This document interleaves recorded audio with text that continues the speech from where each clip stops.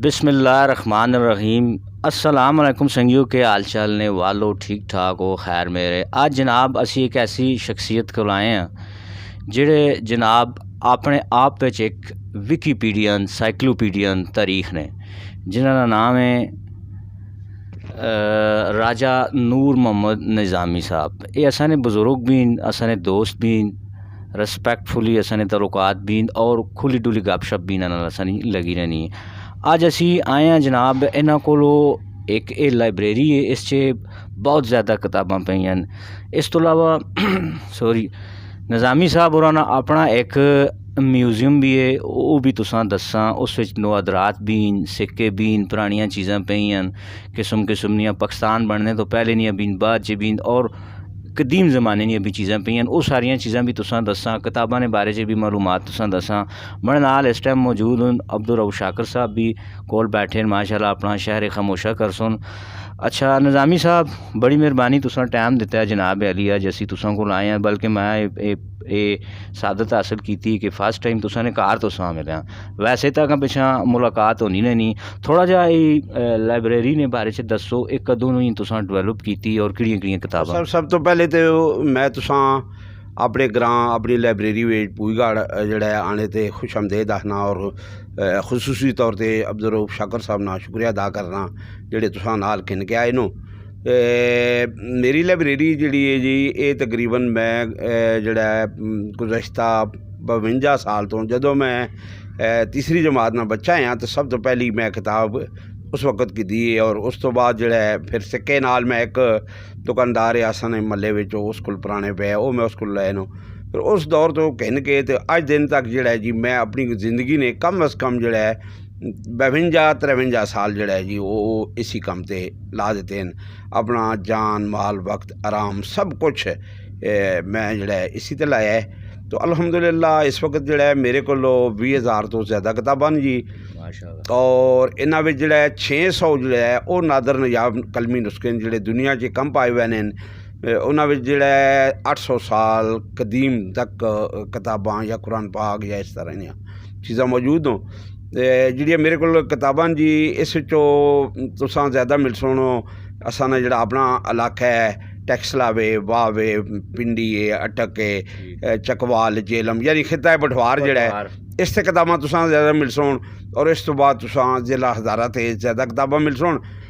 उस तो बाद जड़ा कि निज़ामी साहब होरां ते जेह्ड़े नैशनल असाने टीवी ते जेह्ड़े इंटरनेशनल जेह्ड़े मीडिया आह्ले टीवी यानी BBC उर्दू हो गया, वॉइस ऑफ अमेरिका हो गया, अल जज़ीरा हो गया, उन्होंने भी इन्हां उत्ते डॉक्यूमेंट्रियां बनाईयां और इन्हां ने जेह्ड़े इत्थे जितने भी असासे भावें ओह् किताबां दी शक्ल च ते भावें ओह् नवादरात होन और म्यूजियम टाइप दियां जेह्ड़ियां चीज़ां न उन्हां ते भी बनाईयां और मकामी और नैशनल जितने टीवी उन्हां सारियां भी इन्हां उत्ते डॉक्यूमेंट्रीज़ बनाईयां ने। इन्हां कोल वक्तन फवक्तन आने रहने। अज असां भी सादत हासिल होई इत्थे आए। अच्छा निज़ामी साहब,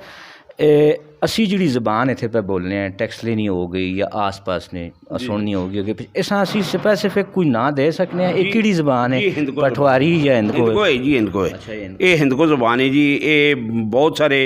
वसी खिते ते बोली बैनी है, पेशावर तो लैके कश्मीर तक और अज़ारा और इस तरह मुख्तलिफ इलाकों में बोली बैनी है। ये अगे लोग जड़ा अपने अपने इलाके की जी छोटिया छोटिया बोलियां मतलब कोई आखना जी गेबी है, खाटड़ी है, छाछी है, ये पठवारी है, वो छोटे छोटे इलाके तकरीबन उन्होंने ज़्यादा से ज़्यादा हजम जड़ा वो 10-20 मील ने अंदर अंदर है जड़ा, इस तो ज़्यादा नहीं उन्होंने जड़ा मजमूई तौर पर इस ज़ुबान ने जड़ा है वो इनको है। तो मेरा ये दावा है कि दिल्ली तो लैके खैबर तक, स्वात कश्मीर तो लैके जनूबी पंजाब नहीं बल्कि सिंध ने बाद इलाके तक जिहड़ी ज़ुबान बोली बैनी है उसां कोई नाम भी तुसी दो पै दो दे सकने हो। तो तुसी पंजाबी आखो, सराइकी आखो, हिंदको आखो, जिहड़ी ज़ुबान आखो, लेकिन वो ज़ुबान है ही है। यानी मैं तुसां उस तौर पर हिंदको नहीं, हिंदको नहीं, यानी एक ज़ुबान है, एक ज़ुबान है। वो उसने फार्मूला है कि जिहड़ी ज़ुबान तुसी बगैर मुतरजम ने समझ सको, ठीक होगा, वो ज़ुबान है को नहीं है। KPK गवर्नमेंट ने जड़ा है ना कराई है जड़ा conference KPK language and cultural जड़ा सेमिनार जड़ा 2 रोज़ा تو اس سے میں ایک تھیسس پڑھا ہے جڑا میرا اس کا عنوان ہے ٹیکسلا میں ہند کو زبان کی تاریخ اور ترویج، اور اس سے میں ثابت کیا ہے ود پروف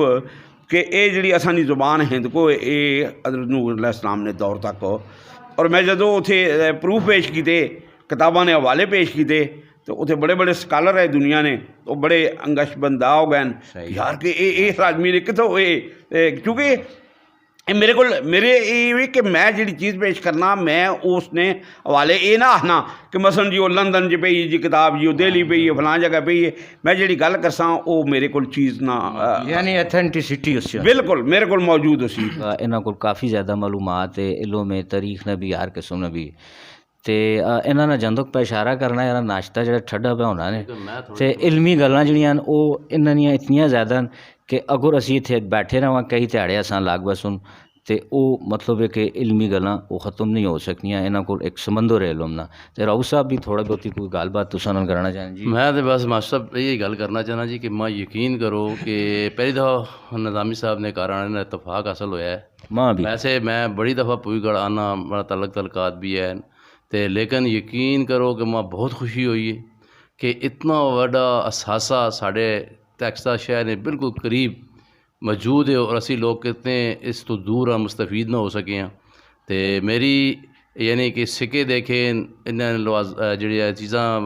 پئیاں سارے قدیموں نے پرانے وقت دیا چیزاں وہ دیکھ کے، پھر کتاباں دیکھ کے، پھر ساریاں چیزاں دیکھ کے میں تو یہ محسوس کرنا کہ ساڈا ٹیکسلا میوزیم کولوں یہ وڈا میوزیم ہے، اگر اس صحیح ترتیب نہ بڑھایا جلے تو یہ بہت زیادہ لوگوں ترتیب نال تے اے وے لیکن